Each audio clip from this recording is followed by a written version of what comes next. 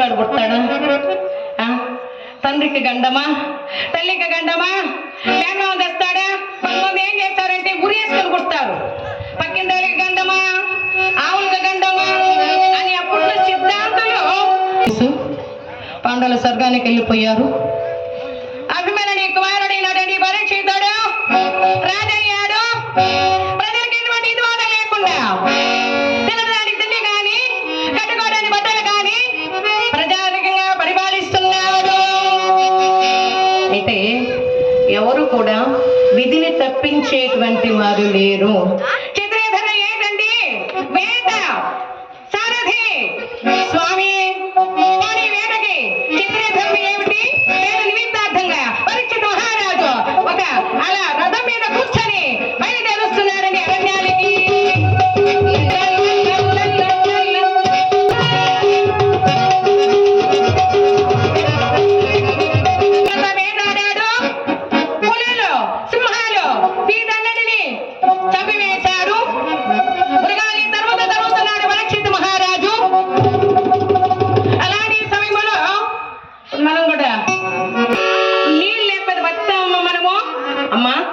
బాగా వినాలి పెద్దలు. ఆవులకు కానీ, మేకలకు కానీ, గొర్రెలకు కానీ, మనుషులకు కానీ, కుక్కలకు కానీ పరిగెత్తి పరిగెత్తి తరిమి తరిమి తరిమి ఒక చుక్క నీరు లేదు. అరణ్యములు ఏం చేశారండి? ఎక్కడనో ఒక పొగొస్తున్నది అంటే అక్కడ ఎవరో ఉన్నట్టు కుటీరం అనగాని అక్కడికి బయలుదేరుస్తున్నాడు. ఒక ఆశ్రమము, ఒక కుటీరము. ఆ ఆశ్రమంలో ఉన్నాడండి ఎవరు? ఒక మహర్షి, సమీత మహర్షి అనే మహర్షి.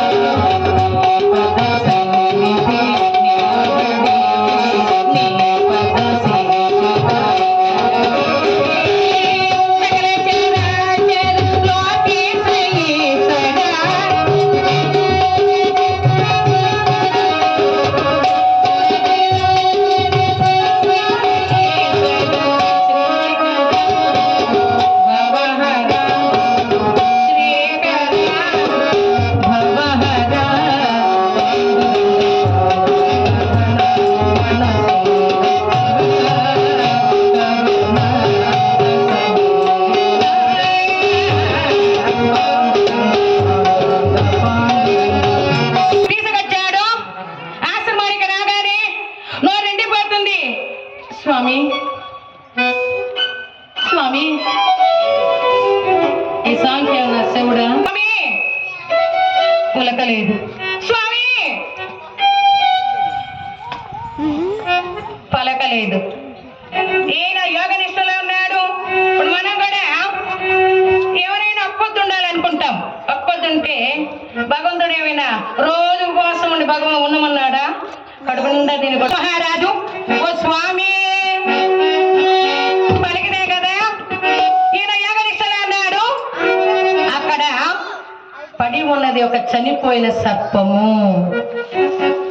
దాన్ని బాణపలతో తీసుకున్నాడు. బాణముతో ఈ సత్సుతనైనా ఈయన లేస్తాడా అని ఆ చనిపోయిన సర్పాన్ని తీసుకొని సమీత మహర్షి మెడల వేశాడు పరీక్షిత మహారాజు. ఆ స్వస్థతనైనా లేచాడా? లేదు. అందుకని ఉత్తమస్య క్షణం కోపం, మధ్యమస్య గతి అధ్యాయం, అధమస్య హోరాత్రస్య పాపిష్టే మరణాంతకః. ఈయన మృత సర్పాన్ని పరీక్షిత మహారాజు మెడల